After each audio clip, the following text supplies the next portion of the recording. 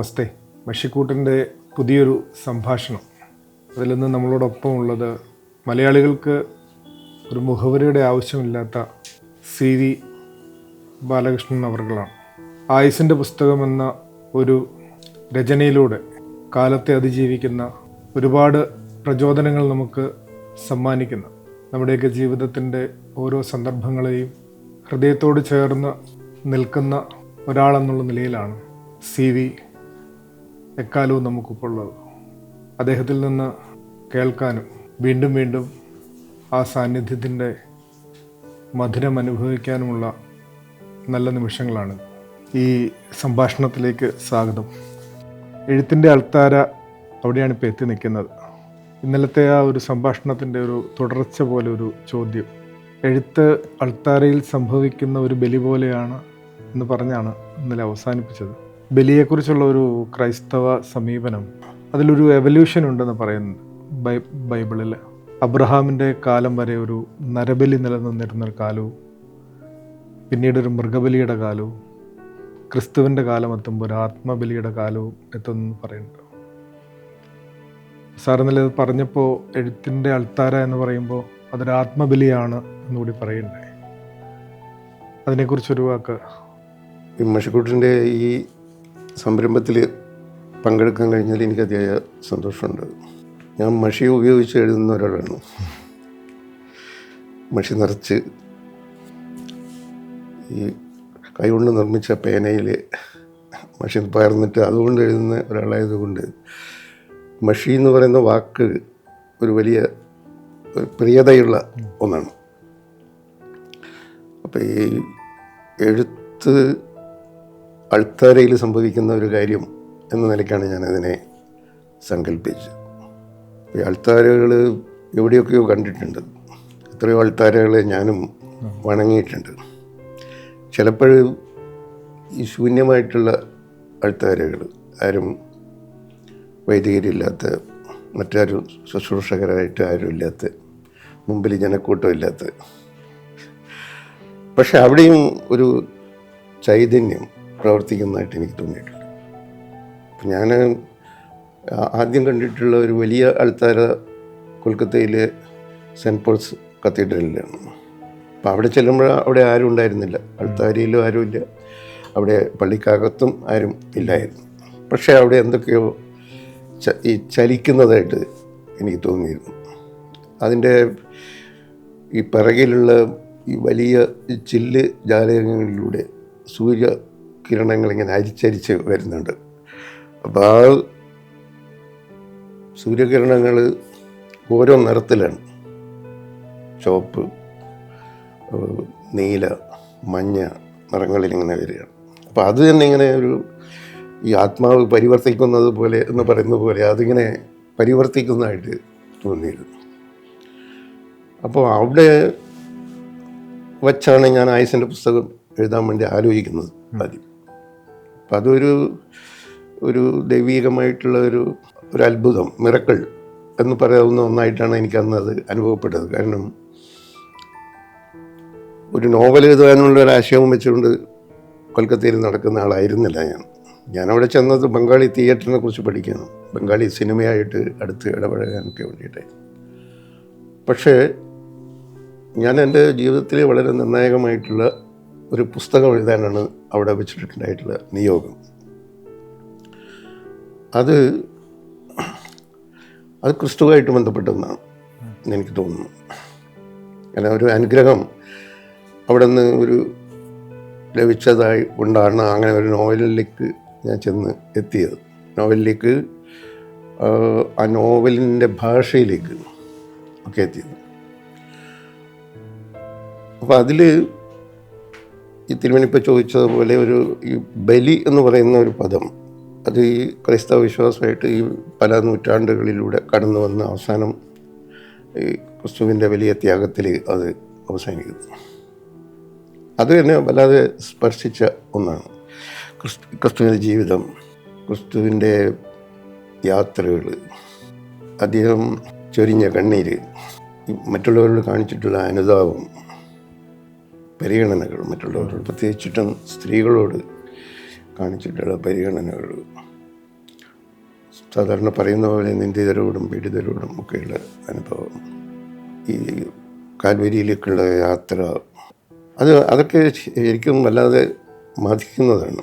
അപ്പോൾ അതുകൂടെ ചേർത്തിട്ടാണ് നമ്മൾ ഈ ക്രിസ്തു പ്രവർത്തിച്ചിട്ടുള്ള ഗെത്സമേനിൽ ചെയ്തിട്ടുള്ള ആ കർമ്മമാണ് അവിടെ ചെയ്യുന്നത്. പിന്നെയും അതേപോലെ ഒരു ബലി കർമ്മം എഴുത്തുകാരും ചെയ്യുന്നു എന്നുള്ള അർത്ഥത്തിലാണ് ഞാൻ വാക്കുപയോഗിച്ചത്. അതിൽ ഏറ്റവും ഈ പവിത്രമായിട്ടുള്ള, ഏറ്റവും സുഗന്ധപൂരിതമായിട്ടുള്ള സ്ഥലം അവിടെയാണ് എഴുത്തുകാരൻ കുന്തിരിക്കം മണക്കുന്നിടം എന്ന് പറയുന്നത്. കുന്തിരിക്കത്തിൻ്റെ മണം എനിക്ക് വലിയ ഇഷ്ടമാണ്. അപ്പം അത് നമ്മുടെ ഇപ്പോഴത്തെ മുഖ്യമന്ത്രി ആ നോവലിനെ കുറിച്ച് ഒരിക്കൽ പറയുകയുണ്ടായി. ആ നോവൽ വായിക്കുമ്പോൾ കുന്തിരിക്കത്തിൻ്റെ മണം വരുന്നു. അത് ഇവിടെ കോട്ടയത്ത് CMS കോളേജിൽ അതിൻ്റെ 40ാം വർഷ പതിപ്പ് പ്രകാശനം ചെയ്തുകൊണ്ട് സതീശൻ അന്ന് പറഞ്ഞതാണ് കുന്തിരിക്കത്തിൻ്റെ മണം. ഈ ബലിയാവുക എന്നാൽ നമ്മൾ ഒരുപാട് അടരുകൾ നമ്മളുടേത് അടർന്നു പോകേണ്ടതുണ്ടല്ലോ. നമ്മൾ വളരെ പുറമേയുള്ള പല ഭാവങ്ങളും അഴിഞ്ഞിട്ടാണ് നമുക്കൊരിക്കലും ആ ഒരു തലത്തിലേക്ക് എത്തിച്ചേരാൻ പറ്റുന്നുള്ളൂ. ഒരുപക്ഷെ അതുകൊണ്ടാണോ നമ്മുടെ പ്രസന്നകുമാർ സാർ അങ്ങയുടെ ഭാഷയെക്കുറിച്ച് എഴുതിയിരിക്കുന്നത് പോലെ ആ കൃത്രിമമായ ഒരു നാടകീയത അങ്ങയുടെ ഭാഷയ്ക്കുണ്ടെന്ന് പറയുന്നത്, ആ ഒരു സത്യസന്ധത, ആ ഒരു തുറന്നെഴുത്ത്, ഒട്ടും ആർട്ടിഫിഷ്യാലിറ്റി ഇല്ല. അപ്പോൾ അതിലേക്ക് ഈ ബലിയാകലിൻ്റെ ഒരു പരിണതിയായിരിക്കും ഈ എഴുത്തിൽ സംഭവിച്ചിരിക്കുക. ഭാഷ പിന്നെ ഒട്ടും അലങ്കൃതമില്ലാത്ത ഒരു ഭാഷയിൽ അത് ഏറ്റവും സത്യസന്ധമായിട്ടുള്ള എഴുതുക എന്നുള്ളതാണ്.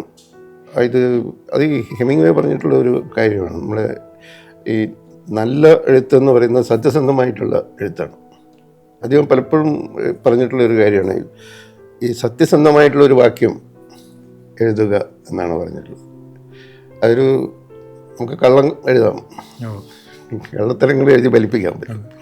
കാരണം ഈ ഭാഷയ്ക്ക് അങ്ങനെ ഒരു കഴിവുണ്ട്.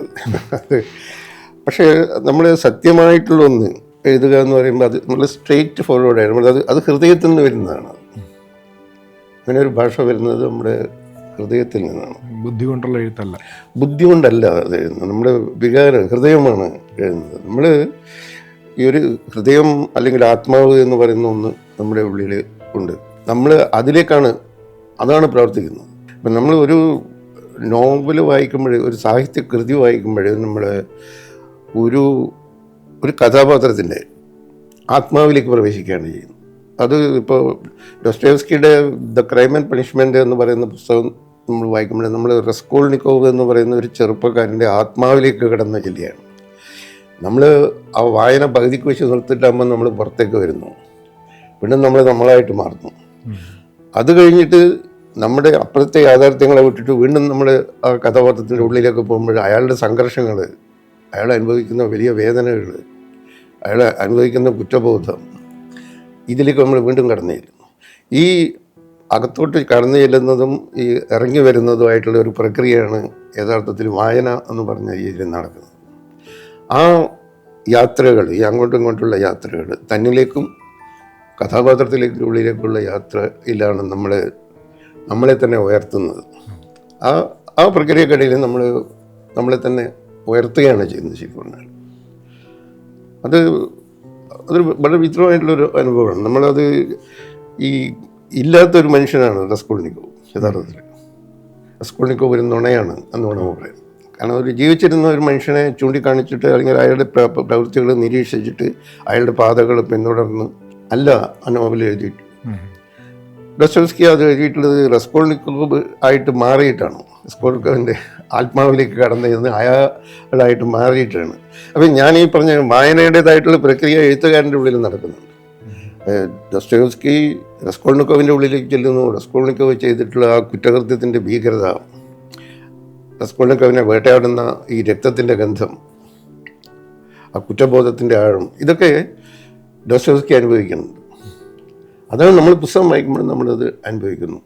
എഴുതിക്കൊണ്ടിരിക്കെ നമ്മൾ ആ സംഘർഷത്തിൽ നിന്ന് പുറത്തേക്ക് വരികയും ഡോസ്റ്റോയെവ്സ്കിയെ തൻ്റെ സാധാരണ ജീവിതം നയിക്കുകയും ചെയ്യുന്നു. എല്ലാം ഇവിടുത്തെ മഞ്ഞറിയുന്നു, മഴ അറിയുന്നു, വേനലറിയുന്നു, അനയോടൊത്ത് ജീവിക്കുന്നു. പക്ഷെ വീണ്ടും അദ്ദേഹം ഈ എഴുത്തിലേക്ക് പോകുന്നു. എഴുത്തിലേക്ക് പോകുമ്പോൾ ഒരു വലിയ ഒരു ഗുഹയിലേക്ക് കടന്നു ചെല്ലുന്ന പോലെ, ഒരു തുരങ്കത്തിലേക്ക് കടന്നു ചെല്ലുന്ന പോലെ വീണ്ടും അതിനകത്തേക്ക് ചെല്ലുന്നു. ഈ സംഘർഷം മുഴുവനും ആയിട്ട് തിരിച്ചു വരുന്നു വീണ്ടും. ആ ഒരു പ്രക്രിയ ഇത് തന്നെയാണ് വായനക്കേണ്ട സമയത്ത് സംഭവിക്കുന്നത്. വീണ്ടും വീണ്ടും അത് ഞാൻ എഴുതുമ്പോഴും ഇത് തന്നെയാണ് സംഭവിക്കുന്നത്. അപ്പോൾ ആയുസിൻ്റെ പുസ്തകം എഴുതുമ്പോൾ അത് ആയുസിൻ്റെ പുസ്തകത്തിനെ കുറിച്ച് ഞാൻ പിന്നീട് എവിടെയോ ഒരിക്കൽ എഴുതേണ്ടി വന്നപ്പോൾ ഞാൻ പറഞ്ഞതാണ്, എനിക്ക് യോഹന്നാനും ഒരേ ശരീരമാണ്, ഒരേ മനസ്സാണ്, അവൻ ഞാൻ തന്നെയാണ്. അതൊരു പക്ഷേ അത് വായിച്ചിട്ടുള്ള എല്ലാ കൗമാര യൗവനക്കാർക്കും തോന്നിയേക്കാം അതേ ശരീരമാണ്. ഒരുപക്ഷെ ഈ ബൈബിൾ സ്വാധീനത്തെക്കുറിച്ച് ഒരുപാട് ചോദ്യങ്ങൾ അങ്ങ് നേരിട്ടിട്ടുണ്ടാവും. ഡയറക്റ്റായിട്ടൊരു ചോദ്യം ചോദിച്ചാൽ, ഒരുപക്ഷെ ഈ ബിബ്ലിക്കൽ അല്ലെങ്കിൽ ഒരു ക്രിസ്ത്യൻ സ്വാധീനത്തിൻ്റെ കൂടുകൾ ഈ പാപവും കാമവുമായി ചേർത്ത് വായിക്കാൻ ഒരു സാഹചര്യം ഉണ്ടാക്കിയിട്ടുണ്ടോ? ഈ ക്രിസ്തീയ ജീവിതം ഞാൻ പരിചയപ്പെടുന്നത് നമ്മുടെ മലയോര മേഖലയിൽ വെച്ചാണ്. അപ്പോൾ അവിടേക്ക് ഈ കുടിയേറി പറത്തവർ, അത് മലയോരത്തിലെ കുടിയേറ്റത്തിനെ കുറിച്ച് പലരും എഴുതിയിട്ടുണ്ട്. എസ്.കെ. പൊറ്റക്കാടും പാക്കനാടിനൊക്കെ എഴുതിയിട്ടുണ്ടായിരുന്നു. അതിലൊക്കെ പറഞ്ഞിട്ടുള്ളത് ഈ ആദ്യകാല കുടിയേറ്റക്കാരും പിന്നീട് വന്നിട്ടുള്ളവർക്കും ഒക്കെ പ്രകൃതിയിൽ നിന്ന് അനുഭവിക്കേണ്ടി വന്നിട്ടുള്ള പ്രാതികൂല്യങ്ങൾ, ജീവിക്കാനുള്ള തത്രപ്പാടുകൾ, അവർ സഹിച്ചിട്ടുള്ള തത്രപ്പാടുകൾ, അതിനെക്കുറിച്ചൊക്കെയാണ് അവർ എഴുതിയിട്ടുള്ളത്. അത് അങ്ങനെയുള്ള സാഹചര്യങ്ങളാണ് അവിടെ ഉണ്ടായിരുന്നത്. അത്ര ഭൗതിക സാഹചര്യങ്ങളൊന്നും ഉണ്ടായിരുന്നില്ല. ഈ പ്രാർത്ഥിക്കാൻ പള്ളി ഉണ്ടായിരുന്നില്ല, ചികിത്സിക്കാൻ ആതുരാലയങ്ങളില്ലായിരുന്നു, നടക്കാൻ വഴികളില്ല, നടന്നു പോകുന്നതൊക്കെ വഴികൾ. അങ്ങനെയുള്ള തരത്തിൽ ചികിത്സ ലഭിക്കാതെയുള്ള മരണങ്ങൾ, പാമ്പ് കടിയേറ്റിട്ട്, വന്യമൃഗങ്ങളുടെ ആക്രമണത്തിൽ, അങ്ങനെയൊക്കെയുള്ള ഒരുപാട് ഈ സാധാരണ ഈ ദുരിതങ്ങളിലൂടെയാണ് അവർ ജീവിച്ച് കടന്നു പോയത്. പക്ഷേ ആ സമയത്തും അവർ അതൊന്നും വകവയ്ക്കാതെ ഈ മണ്ണിൽ ജോലി ചെയ്യുകയും അവരുടെ നെറ്റിയിലെ വേർപ്പ് കൊണ്ട് അന്നം ഭക്ഷിക്കുകയും ചെയ്തുകൊണ്ടിരുന്നു. അപ്പോൾ ആ ഒരു ജീവിതം എന്നെ വല്ലാതെ ആകർഷിച്ചിരുന്നു ആ ഘട്ടത്തിൽ. ആ ഘട്ടത്തിലാണ് ഞാൻ ബൈബിൾ വായിച്ചു തുടങ്ങുന്നത്. പക്ഷേ ബൈബിള് നമ്മൾ തിരുമേനി ഇപ്പോൾ ചോദിച്ച ഒരു ചോദ്യം, അത് പ്രസക്തമായത് ഈ ഒരു എൻ്റെ ആയുസിൻ്റെ പുസ്തകത്തിൻ്റെ കാലത്താണ്, ഒരു 70കളിലാണ്. കാരണം അതുവരെ ഈ ഒരു ആ ജീവിതത്തിന് ഒരു ആത്മീയ വശം ഉണ്ടായിരുന്നോ എന്ന് എനിക്ക് അറിയില്ല. ഇത്രയും ഒരു തീവ്രമായിട്ടുള്ള ഒരു ആത്മീയ വ്യഥ എന്ന് പറയുന്നത് ഈ ക്രൈസ്തവ സമൂഹം അന്ന് അഭിമുഖീകരിച്ചിരുന്നില്ല എന്നാണ് എൻ്റെ വിലയിരുത്തൽ. ഒരു നമ്മുടെ ഈ ഭൗതികതയിൽ അഭിരമിച്ചുകൊണ്ടുള്ള ഒരു ജീവിതം അതായിരുന്നു. അവർ സുരക്ഷിതരുമായി അവരുടെ ജീവിതം. അവർ വീടുകൾ പണിതു, അവർ പള്ളികളുണ്ടാക്കി, പാതകൾ വെട്ടി, സാമ്പത്തികമായിട്ട് മെച്ചപ്പെട്ടു, മക്കളൊക്കെ പഠിക്കാൻ വേണ്ടിയിട്ടൊക്കെ പോകുന്ന അവസ്ഥ. ആ സമയത്താണ് ഇവർ ഈ ആത്മീയമായിട്ടുള്ള കാര്യങ്ങളിലേക്ക് കുറച്ചുകൂടെ, അതുകൊണ്ടാണ് അതിനകത്ത് ആയുസിൻ്റെ പുസ്തകത്തിനകത്ത് ഈ ഭൗതിക സാഹചര്യങ്ങൾ അതിൽ വിശദീകരിക്കുന്നില്ല. ഇവരുടെ ഒരു ഉൾവ്യഥകൾ എന്താണ്, ഒരു ആന്തരിക സംഘർഷങ്ങൾ എന്താണ്, അതാണ് അതിൽ പറഞ്ഞു പോകുന്നത്. അതിൽ ഈ പാപം അതിനകത്ത് പ്രധാനപ്പെട്ട ഒന്നാണ്. കാരണം ഈ വാക്ക് പാപം എന്നുള്ളൊരു വാക്കിനെ കുറിച്ചിട്ട് ആയുസിൻ്റെ പുസ്തകത്തിൽ വലിയ പലതവണ പറയുന്നുണ്ട്. ഈ ചെറിയ വാക്ക്, പക്ഷെ എന്തൊരു മുഴക്കമാണ് അതിനെ എന്നൊക്കെ ചോദിക്കുന്നുണ്ട്. അതിലുള്ള യാക്കോബ് എന്ന് പറയുന്ന ഒരു റബൽ ക്യാരക്ടർ, അതൊരു പഴയ നിയമത്തിലെ ഒരു കഥാപാത്രത്തിനെ പോലുള്ള പൂർവ്വപിതാക്കന്മാരുടെ അത് ഒരു യഥാർത്ഥ കഥാപാത്രം അല്ല. അത് ഒന്നും ആരും യഥാർത്ഥമല്ല. ആരുടെയും ഞാൻ കണ്ടിട്ടുള്ള ഏതെങ്കിലും ആൾക്കാരുടെ ഛായയിൽ സൃഷ്ടിച്ചവരല്ല അവരാരുമല്ല. പിന്നെ ചിലരൊക്കെ അത് ഞാനാണ് എന്നൊക്കെ പറയാറുണ്ടായിരുന്നു. അത് വാസ്തവമല്ല. അവിടെ അതിൽ സാറേ ആനിയെ ഒന്നും അന്വേഷിച്ചാൽ അവിടെ പോയാൽ ആരും കിട്ടില്ല, കണ്ടിട്ടായിരുന്നില്ല. ഈ ഒരുതരം ആന്തരികമായിട്ടുള്ള സംഘർഷങ്ങൾ അവർ അനുഭവിക്കുന്നത് അത് പ്രത്യേകിച്ച് ഈ പാപത്തിനെ ചൊല്ലിയിട്ടാണ്. അതുകൊണ്ടാണ് അതിനെ ചോദ്യം ചെയ്യുന്നത്. യാക്കോബ് അതിനകത്ത് ഈ അതിലെ ഷമ്മാസിനോട് ചോദിക്കുന്ന കുറേ ചോദ്യങ്ങളുണ്ട്. അപ്പോൾ ഈ ചോദ്യങ്ങൾ ചോദിക്കുന്ന ആളാണ് യാക്കോബ്. ആ ചോദ്യങ്ങൾ എപ്പോഴും ഉണ്ട്. ഉണ്ട്. ഇപ്പോഴുണ്ട്.